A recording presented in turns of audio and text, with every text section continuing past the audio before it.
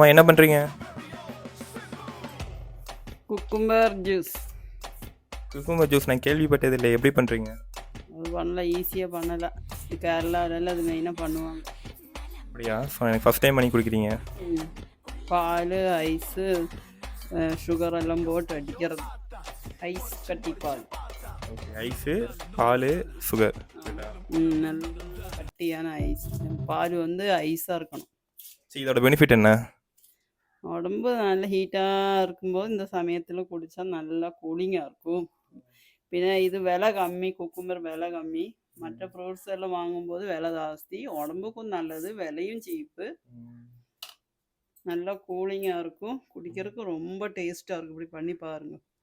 சரி, சுகர் பேஷண்ட்லாம் இருப்பாங்க, அவங்களா ட்ரை பண்ணலாமா? அவங்க சுகர் போடாமல் குடிக்கிறதா, அப்போ டேஸ்ட்டாக இருக்கும், நல்லாயிருக்கும்.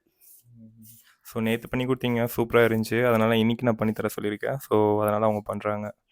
இது விலை கம்மி தான். இது ஜூஸ் அடித்து குடித்தா உடம்புக்கு ரொம்ப ரொம்ப நல்ல. சுகர் பேஷண்ட்டு வந்து இந்த இந்த வெஜிடபிள் சாப்பிடலாம், நல்லதாக ரொம்ப ரொம்ப நல்லது. சரி, உங்கள் யூடியூபோட ஃபேன்ஸுக்கு வந்து என்ன சொல்லலாம்னு விரும்புகிறீங்க?